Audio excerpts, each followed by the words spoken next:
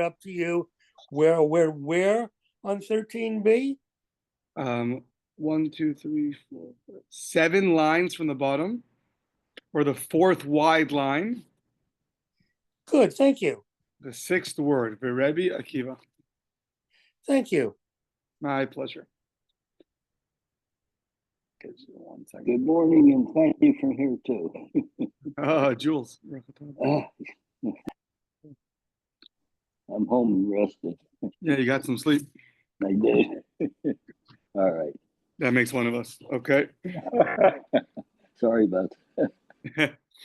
Okay, here we go. So we had this Mishnah, the new Mishnah of the 2nd chapter, that told us a list of cases that one would get lashes for. And a lot of those cases are cases which the Torah explicitly says that one is chayiv kares for. And yet we say that you also get lashes. So originally we understood that somebody warns you for both. One gets, so we said that this must be going like Rabbi Akiva, because he holds that only something that's chayiv kares, you could also get malchus for. You can also get lashes for. But if you'd be obligated in capital punishment, you can't get that and malchus and lashes. It's not going to work. So that reflected the opinion of Rabbi Akiva and not like Rabbi Shmuel. And originally we understood that you got warned for both.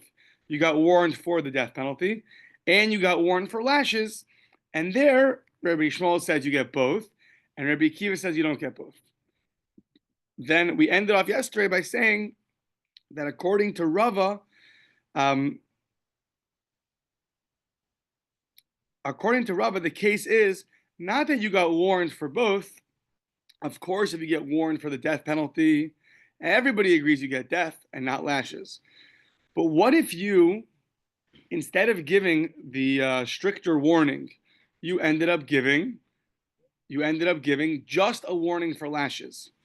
So even though this, the guy really deserves to get stoned, but instead of warning him, if you do this, you'll get stoned, you warn him and you say, if you do this, you'll get lashes. Do you get lashes there, or do you not get lashes? So that's what we're up to. So Rabbi Akiva and Rabbi Shmuel split. Rabbi Shmuel says you do. Rabbi Akiva says you don't. You don't get lashes. Now, says the Gemara of Rabbi Akiva, Ihachi, if this is true, that for such an aveira that you don't get lashes, that is in such a punishment like the death penalty, if you only warn for lashes, you don't get lashes. So then it should be the same thing by an aveira that's chayve krisos. If there's an aveira that's chayve krisos, and you ended up warning the guy that he's going to get lashes, instead of warning him he's going to get kares, you also should not get lashes. What's the difference? Says the Gemara. So it should be the same thing.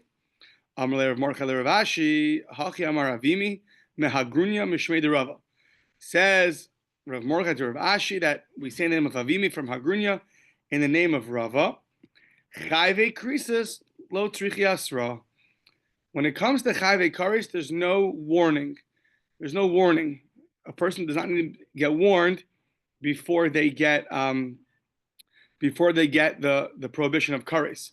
So therefore, it doesn't apply this whole discussion in our situation, because it's only when you're able to warn somebody, and instead of giving them the stricter warning, you gave them the less strict warning. Like instead of giving them a warning for strangulation, you gave them a warning for lashes. But by kares, there is no warning, and I'll bring you a proof. Hare pesach umila, by pesach umila, if you don't bring the korban pesach, or if you don't do a bris milah, you get punished onish. You get punished afal pishlo hisir. Even though the general rule is you have to get warned first and then punished, but by these two, there's no warning. There's just a punishment. Why? Because they're both obligated in kares. Since they're obligated in kares, kares doesn't require a warning before you get punished. Says the Gemara, hold on, there is a warning over here. Vidilma, warning. Vidilma azhara lekorban.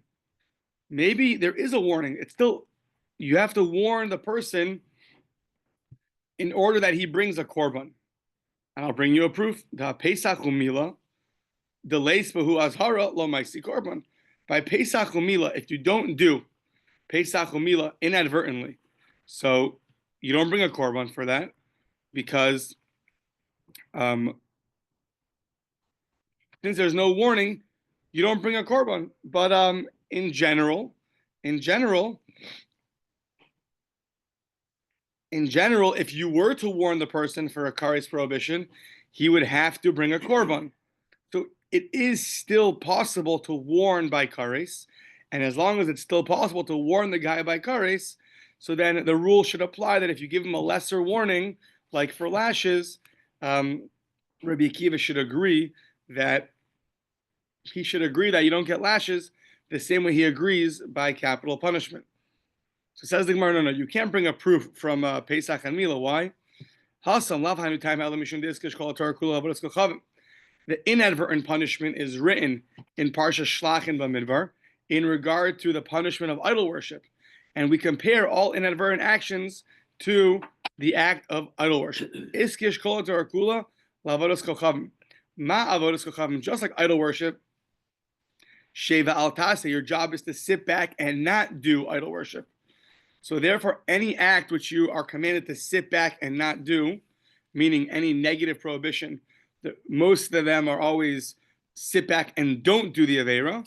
So those cases, sheva al tase, af al kol sheva al tase, all the negative prohibitions which require you to sit back and not do the Aveira, if you don't do those, if you do those inadvertently, then you bring a korban, you bring a sacrifice. La fukehani, as opposed to bris mila and dam pesach, which the way to not do them is to get up and yes do them, to go and bring the korban, to go and get a bris mila. Hani the kumase, these are here the Torah tells you get up and go do. Therefore, they're not similar to the other Averas, but not because you don't get warned, just because it's not applicable. The whole idea of a korban by bris milah and Pesach. Yeah. So now,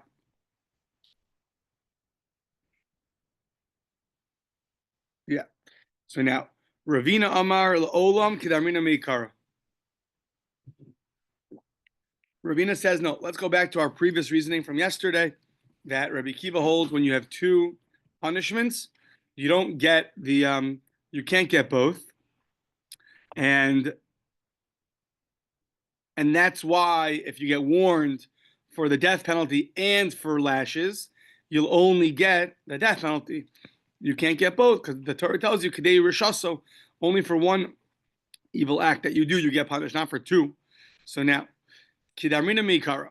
She'im asu tshuva bezdin shalmala mochlin lahem. So Rabbi Kiva in the beginning of the previous Amud, he said this idea that when you do kares, so if you were to do tshuva, you'd be forgiven. That's why you get lashes. Really, you should have to get only the stricter punishment of kares. But since if you were to do tshuva, then you wouldn't get kares, you only get malchus. So on that, the Gemara asked, "My amris halo avid tshuva." Who cares that if you were to do tshuva, you wouldn't get kares, but you didn't do tshuva. Today, you have two things on you. You have kares and malchus and lashes. So who cares that if you were to do tshuva, but you didn't do tshuva? So says the Gemara, lo psika milsa lekares. We need, in order for this rule to be true, that you only get one punishment and not two, it has to be definitive. It has to be objective. Since kares over here is hanging in the balance and waiting for the guy's tshuva, and if he were to do it, then there'd be no kares. So that's not comparable to capital punishment. Capital punishment, once the guy's tried for, let's say, strangulation, and he also is liable for malchus, for lashes, so there is where the Torah says, no, you only get one, not two. But in this case, it's all dependent on your tshuva. It's not as clear cut, so that's why Rabbi Akiva would agree that by kares, you would still get malchus.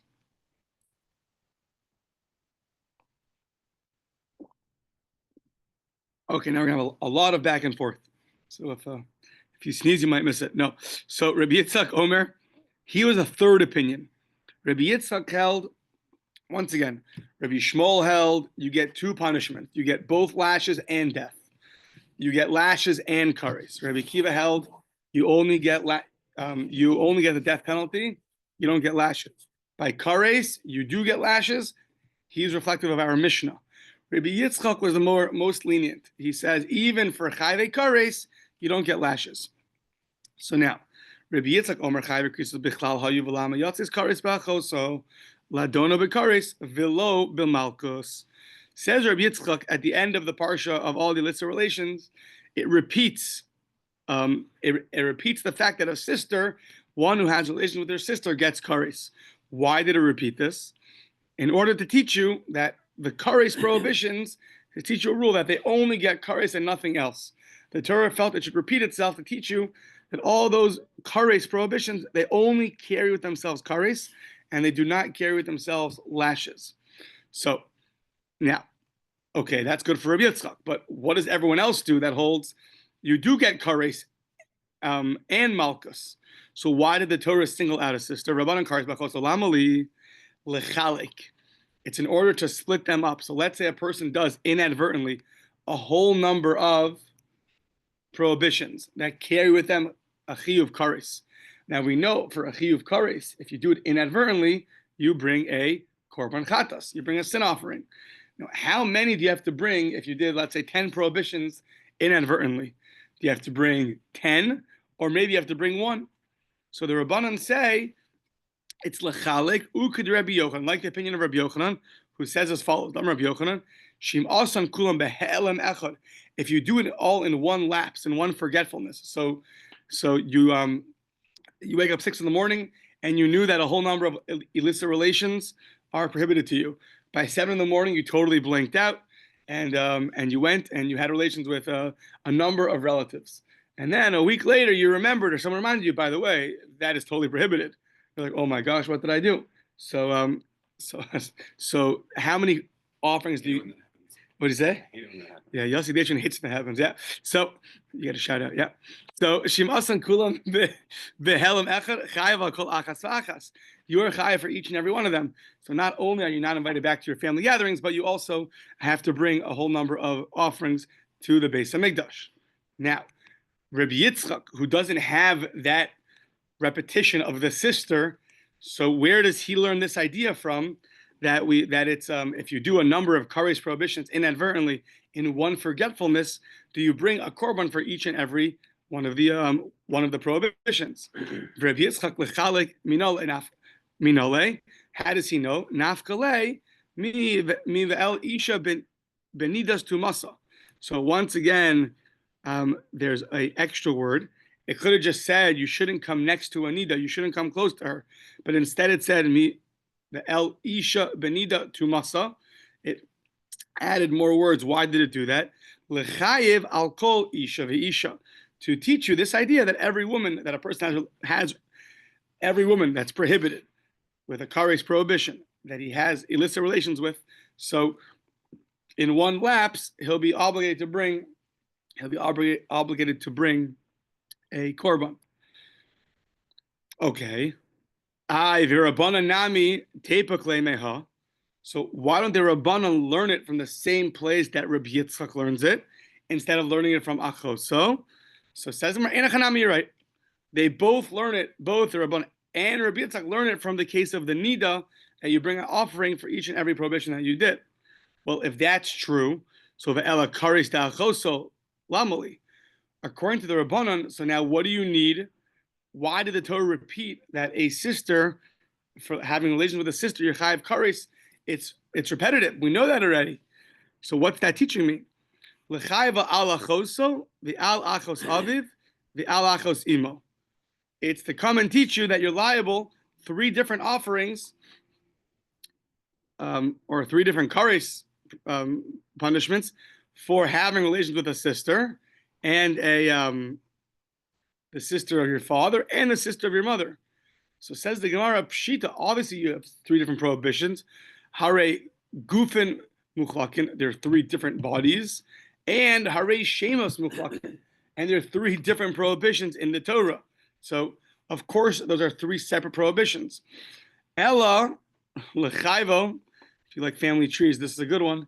Ella lechayvo alachoso is to teach you that you're obligated for achoso, for your sister, who's also the sister of your father, who's also the sister of your mother. Yes, we're looking for one girl who's your sister, the sister of your father, and the sister of your mother.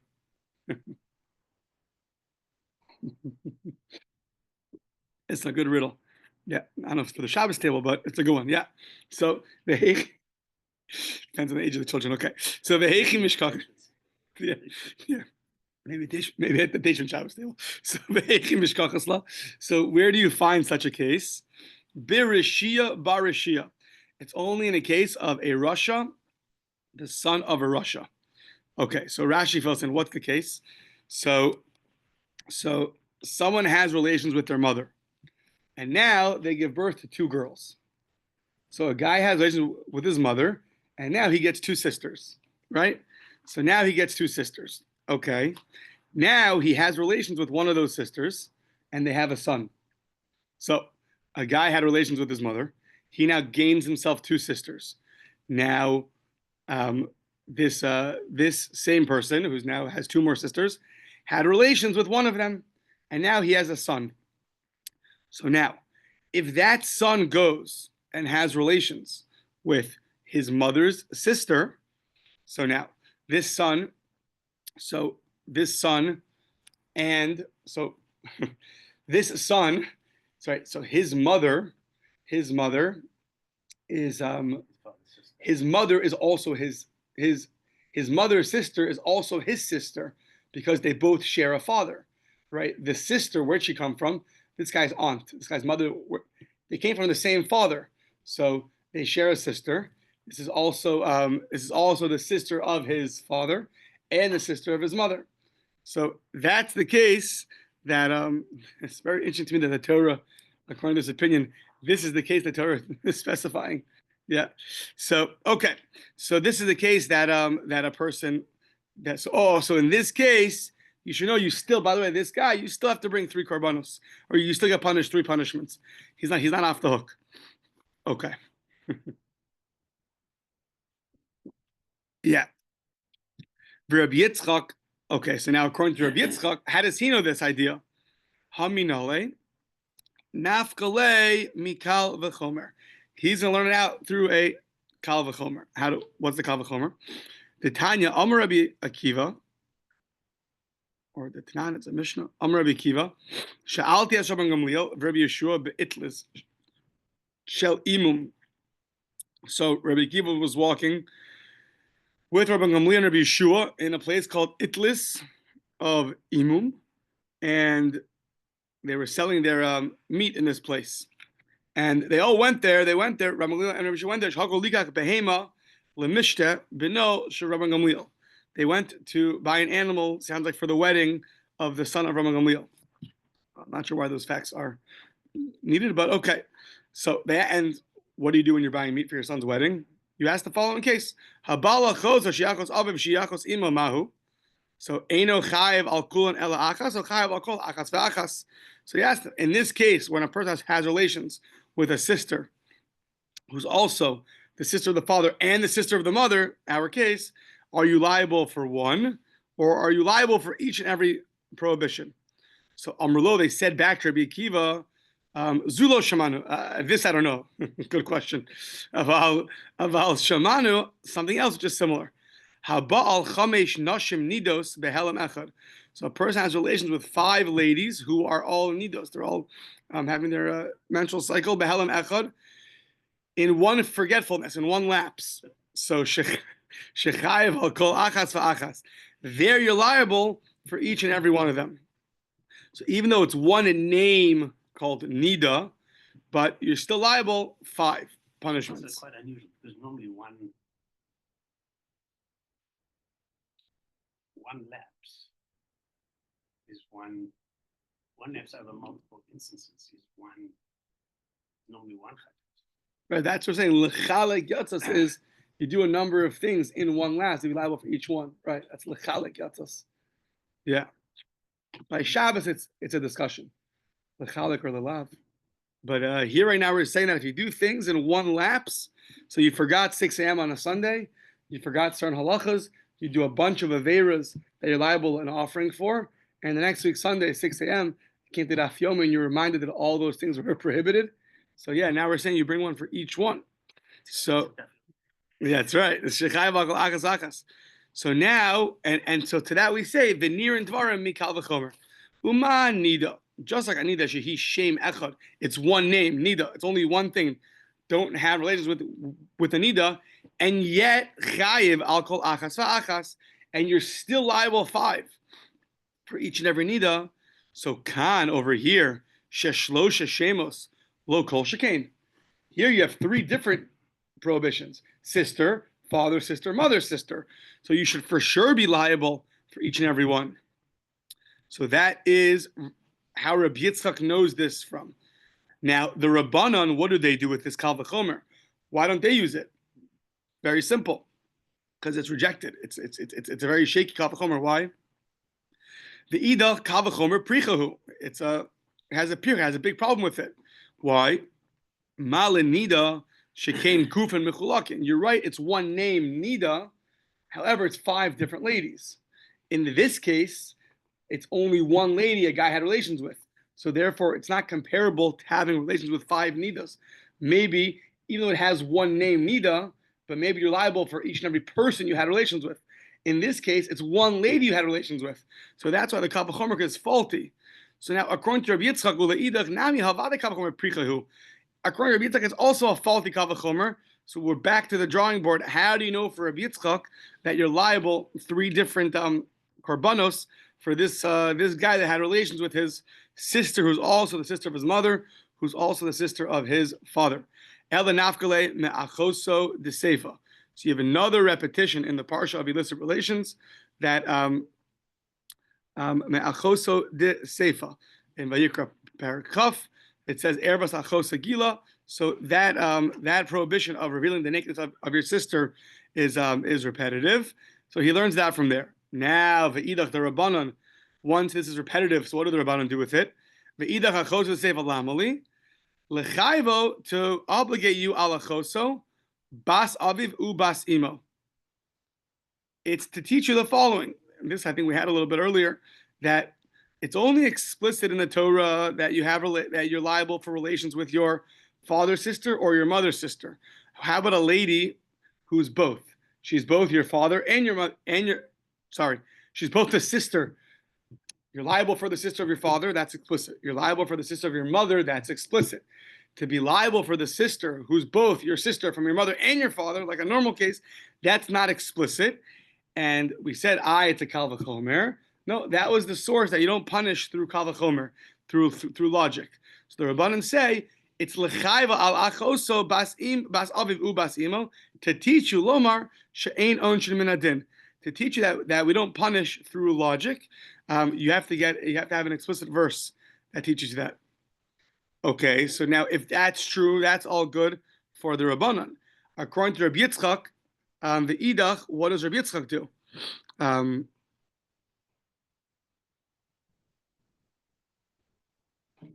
Yeah. So Iba Yisema, either he'll say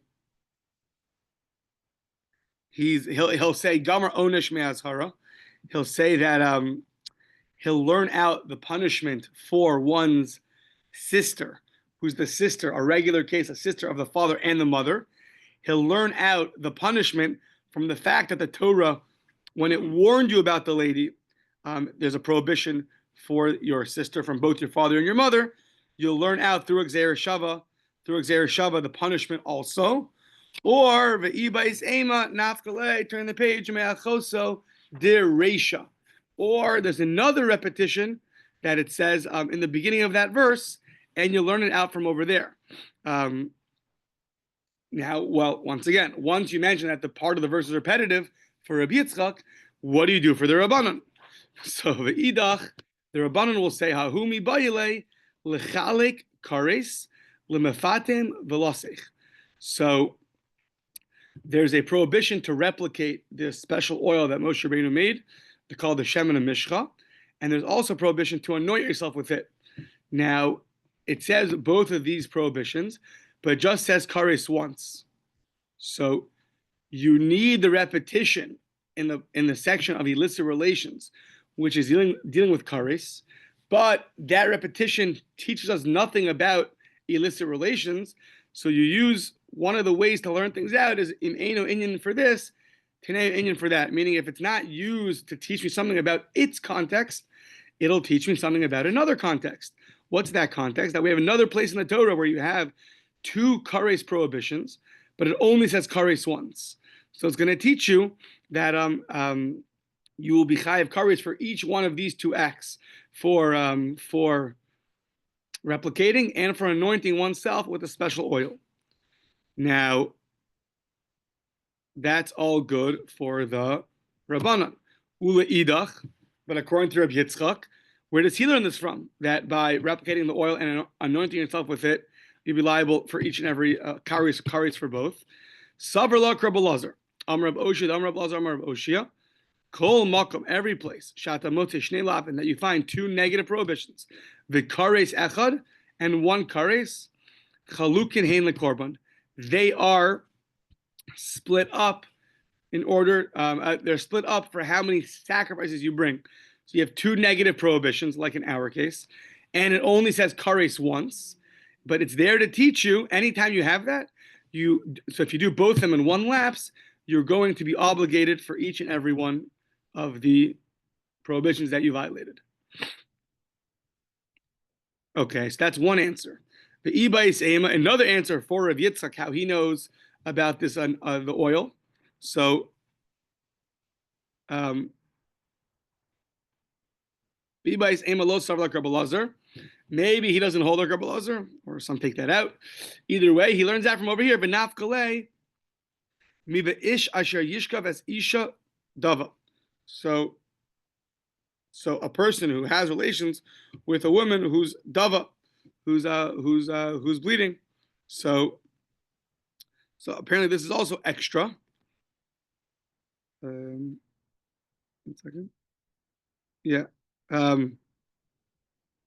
It says, Rashi points out, it says there kares, there's an extra kares over there that this lady who you can't have relations with, either you're also obligated kares for, that's also repetitive. And once again, it's not teaching you that you're liable kares for a nida, because that we know already. Rather, it must be teaching you that when you have two negative prohibitions with one kares at the end, you're liable a korban. You have to bring a korban for each and every one that you did. So that's how Rabbi Yitzchak knows this. And from there, we'll learn to the oil. Now, according to the Rabbanan, that you told me there's something extra by a nida, what do they learn this verse for? The idach hahumi ba'ilei likid Rabbi Yochanan. Dam Rabbi Yochanan mishum Rabbi Shimon Yochai. We need this to teach us something about itself. Minayin she'ena isha timeya achat midava derech ervasa. Not every time a woman bleeds do we say she's a nida. It's only when it comes from the vaginal area do we say she's a nida. If it comes from somewhere else, so that's a big leniency that is used nowadays. If there's blood and you can ascertain that it came from somewhere else, it came from a bruise, it came through a different route, so then she will not be rendered a nida, even though she bled. So how do you know the blood has to come from that area? It's that place that is revealed when you have relations with a person, that place where a person has relations with. So from there, you know, midava derech ervasa. It's only from that area that she becomes a nida, and yeah. And it would seem like either Rabbi Yitzchak has another source for this, or he would argue, and he doesn't have this verse available to teach you that this halacha, and he would hold that any blood would render a woman a nida, or maybe he learns that from somewhere else. Yeah. Okay. Okay, we can catch our breath. Yeah. Now, another prohibition in the Mishnah was someone who is tameh, who is impure, who eats something which is sanctified. So let's say you have certain korbanos which are holy, and you go and eat it while you're in a state of impurity, right? So let's say a Kohen, so he can eat, let's say, the Shlomim offerings. But if he's Tameh, so then he also will get punished. And the next example was if you walk into the Beis HaMikdash when you're impure, that's also things that are liable for lashes. So now let's see.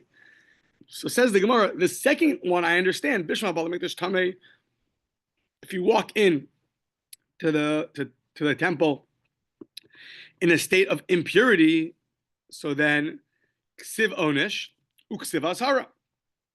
The Torah is very explicit. You get a punishment and a warning. Dichsiv as Mishkan Hashem Tameh v'nichrasa. It says if you go into the Mishkan impure, you get kares.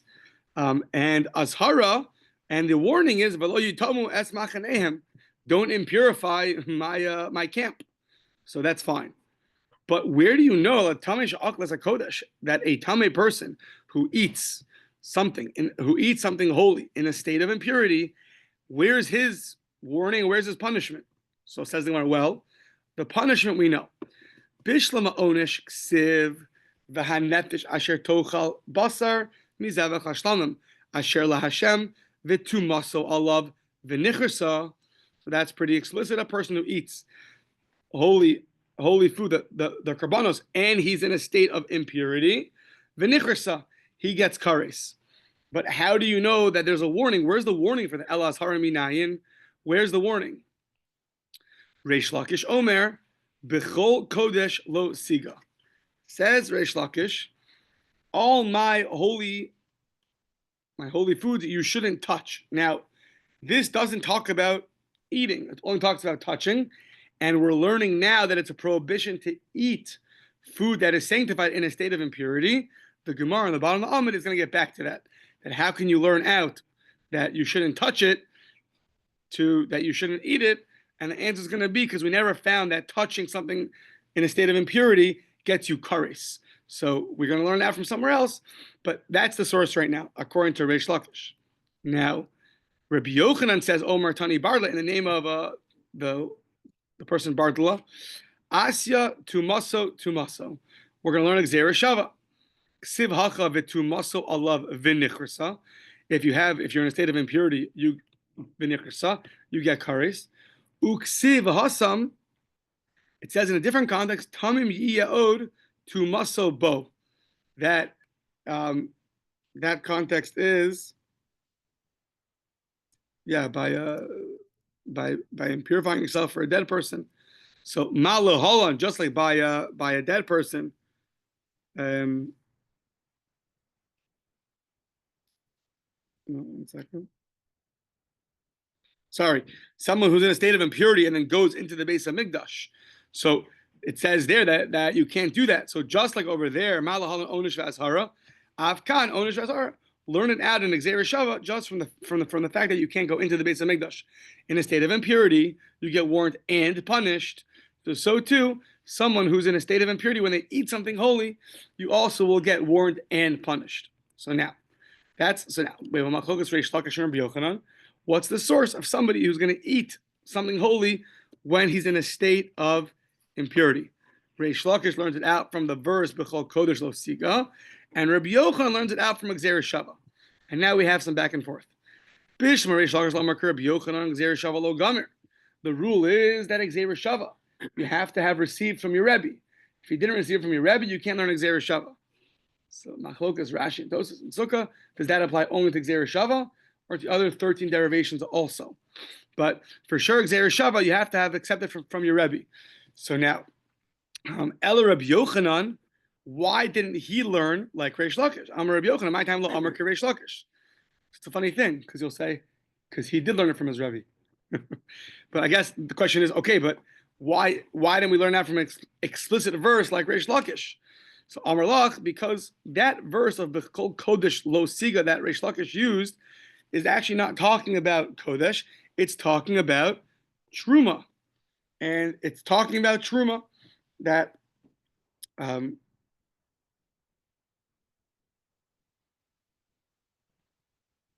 it's talking about Truma. That it's a warning to not eat Truma when you're in a state of impurity. Yeah. The Reish Lakish, so now if Reish Lakish uses that verse to teach you that you cannot eat when you're in a state of impurity. So then, Reish Lakish azhara l'truma minole. How does he know that there's a warning for eating truma in a state of impurity? Nafkale from the following: mi ish ish, a double language ish ish, mi zera Aaron.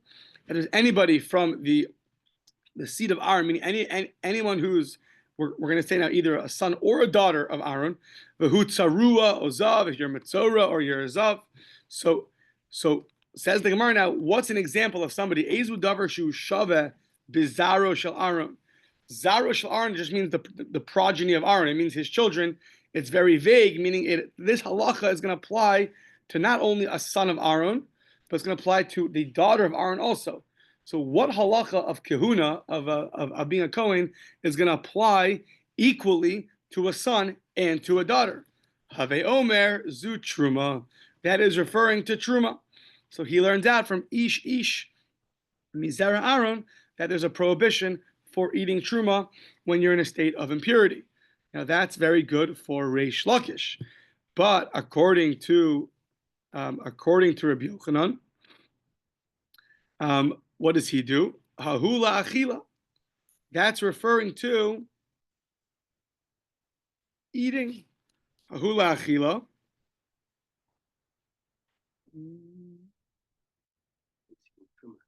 What is that? Yeah, one's for eating truma, and it sounds like one's for touching the truma. So to that we ask, 1 second, v'hola negia. Sorry, hahula achila v'hola negia. One's for eating, one's for touching. Now, Reish Lakish, where does he know that these two prohibitions exist? Reish Lakish, hayi b'chol kodesh lo siga. So now we're asking, according to Reish Lakish, that verse that you used to teach you that somebody in a state of impurity cannot eat kodesh, cannot eat holy sacrifices. Hayi b'chol kodesh lo siga. Lahachi asa. Is it really used for this? Hahumi baile litame shenaga b'kodesh. It's really a prohibition of someone who's in a state of impurity who touches something which is holy, not who eats something which is holy. The itmer, how do I know? So we have the following machlokas: Reish Lakish and Rabbi Yochanan. Tamei shenaga b'kodesh. Someone in a state of impurity who touches something holy.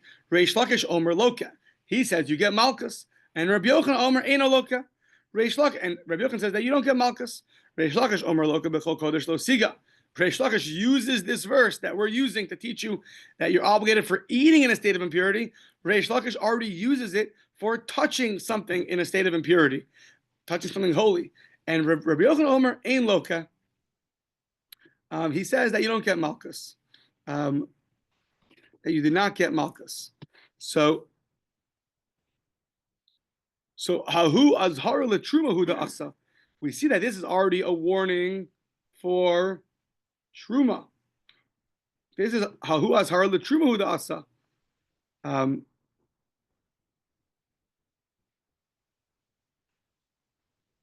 second.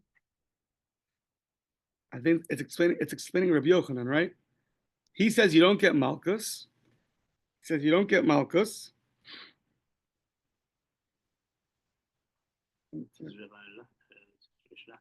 We're going back to Reish Lakish now. We finished with Rabbi Yochanan. Rabbi Yochanan Omer ein lokin, and then we stop.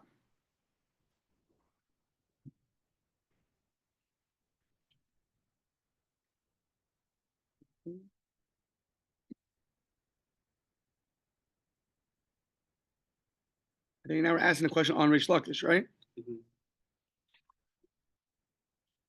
purpose of that verse is to serve as a scriptural warning against touching truma, but when it's tama, and not against touching sacrificial food. Right. So meaning we see for Reish Lakish, who azhara letruma hu da'asa. So we see that really it's already used to teach you a warning about truma. But tamei shenaga b'kodesh, but someone who's impure who touches kodesh, how do you know that? To that the Gemara defends Reish Lakish and says midei afke rachmana b'lashon negia. So midei afke rachmana b'lashon negia, from the fact that it used the word negia, iskish. It's eating in terms of touching. Right. So that was to teach you azhara 1 second.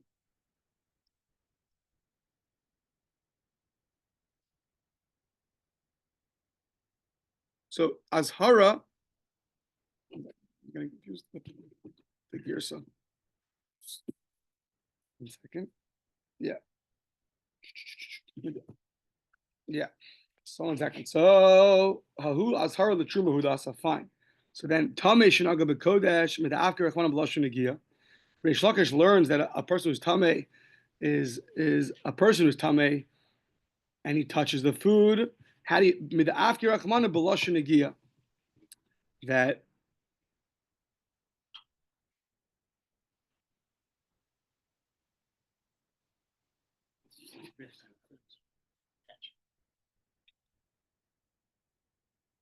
right. So according to Reish Lakish, the question is: you learned out that eating the food is prohibited. What about touching?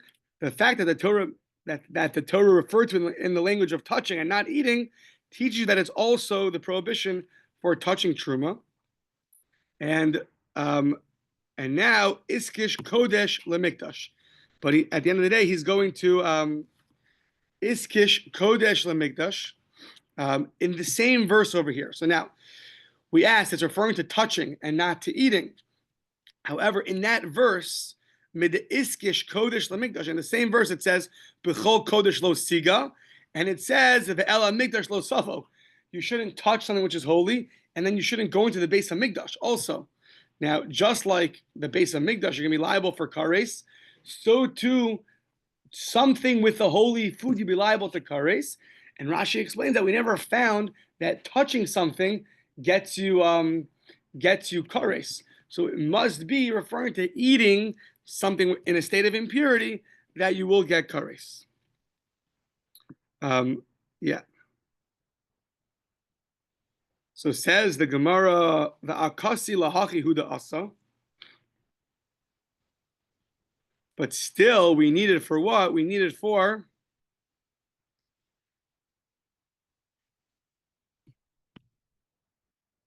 we needed to teach you what?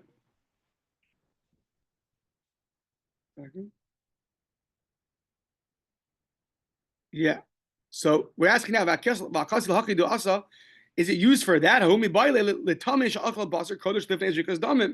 So really, we need it for something else. That when we know that there's 4 procedures when you bring a korban.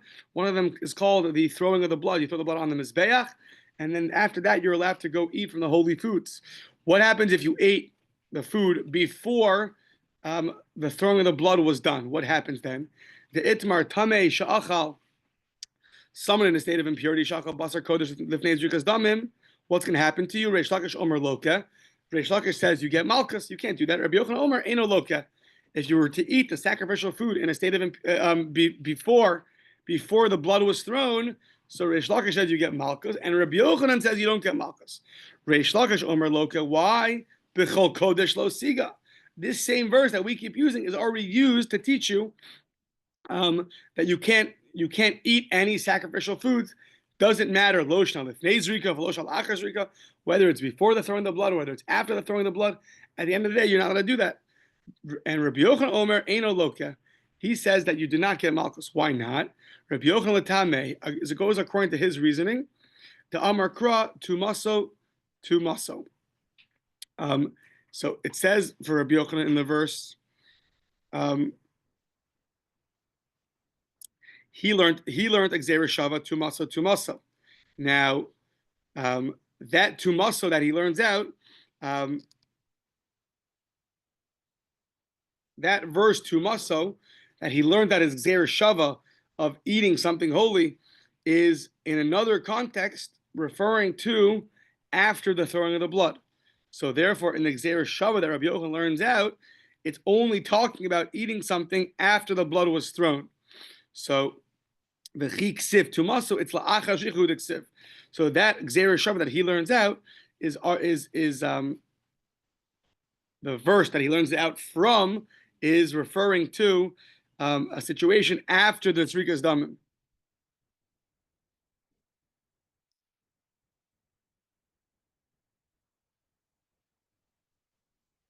So to here, you're not going to be liable malchus for eating the eating the food before Zrikas Damim. Yeah. So now we say, you're right. Hahimi bechol kodesh nafka. So according to you, right, we already use up this verse, but we have another verse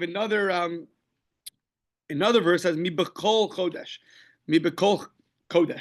from all the kodesh. That all comes to include that bechol kodesh. That kol is where Reish Lakish learns that even before zrika, it's you're going to be liable for eating the food. So really, it's learned out from the word bechol kodesh, but the actual verse itself is still available for us to learn that if someone eats the holy food in a state of impurity, that you're going to be liable. Okay. Tanya Kavas. Now, this idea that the verse that teaches us that you eat the sacrificial foods in a state of impurity, that you're liable. So according to Rish Lakish, it was learned out of a verse that if you touch the food, you're liable.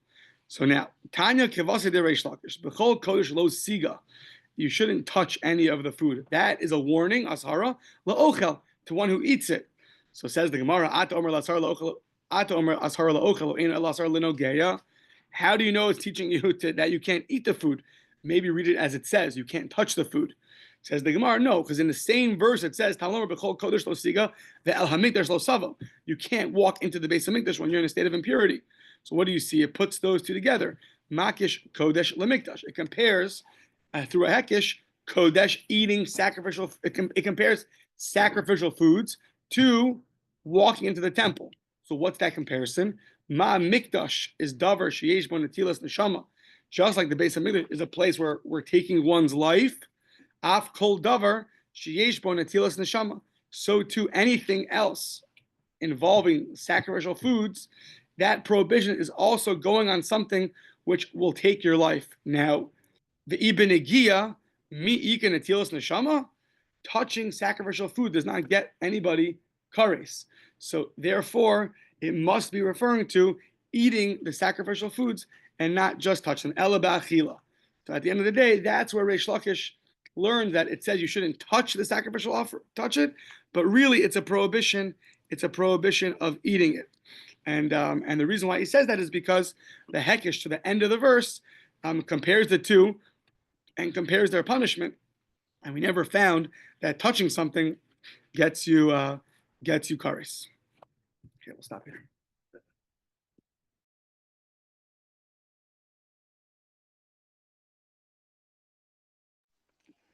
Yashar koach.